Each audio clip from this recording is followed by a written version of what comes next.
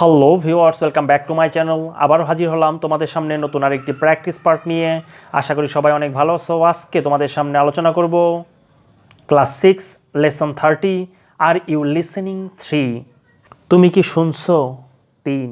এতে বলা আছে listen to and say the following words. নিচের শব্দগুলো শোনো এবং বলো।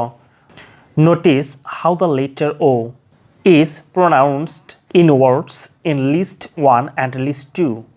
লক্ষ্য করো তালিকা 1 এবং তালিকা 2 এর শব্দগুলোর মধ্যে কিভাবে অক্ষরগুলো উচ্চারিত হয়। লিস্ট 1, লিস্ট 2, তালিকা 1 ও তালিকা 2। হপ যার অর্থ হচ্ছে খোরান, হোপ মানে হচ্ছে আশা করা, রোপ মানে হচ্ছে পোশাক, নট না, নোট, রট রোট।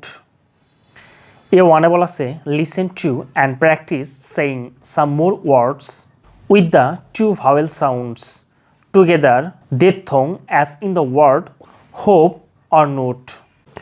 হোপ অথবা নোট এর মতো আরও কিছু শব্দ যেগুলোতে দুটি স্বরশব্দ একত্রে ডিপথং দ্বৈতম্বর তৈরি করেছে সেগুলো শোনো ও চর্চা করো। A1 বলা আছে বোল যার অর্থ হচ্ছে বাটি, বোট মানে হচ্ছে নৌকা, কোক মানে হচ্ছে কোট মানে হচ্ছে কোট জামা, বোন মানে হচ্ছে হাড়, ফোন মানে হচ্ছে ফোন, থ্রো মানে হচ্ছে নিক্ষেপ করা, স্নো মানে হচ্ছে তুষার, ওল্ড পুরাতন, গোল্ড স্বর্ণ, উইন্ডো জানালা, ক্লোজড বন্ধ। এটোতে বলা আছে রিড দ্য ফলোয়িং প্যাসেজ। নিচের অনুচ্ছেদটি পড়ো। Choose the word from the list of words below to fill in each of the blanks in the sentences.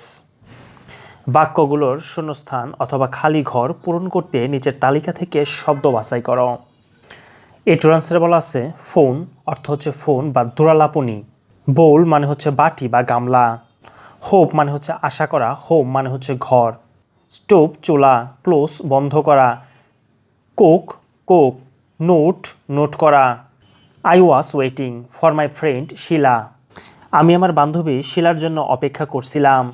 But since she was late I thought I would just go to the book store and get some stationery from there. কিন্তু যেহেতু তার দেরি হচ্ছিল আমি ভাবলাম আমি বইয়ের দোকানে যাব এবং সেখান থেকে কিছু মনোহারী জিনিসপত্র কিনব। বাট বিফোর লিভিং হোম, কিন্তু বাসা ত্যাগ করার পূর্বে I left the following note next to the phone, আমি নিচের নোটটি ফোনের পাশে রেখে এসেছি। Sorry I am going out, দুঃখিত আমি বাইরে যাচ্ছি। ওন্ট টেক লং, আমি বেশি সময় নিব না।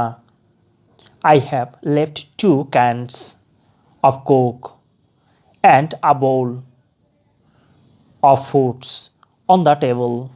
আমি 2 ক্যান কোক এবং 1 বাটি ফল টেবিলের উপর রেখে এসেছি। There is a box of biscuits near the bed. বিছানার নিকট 1 বাক্স বিস্কুট আছে। Don't forget to choose the lid of the box tightly.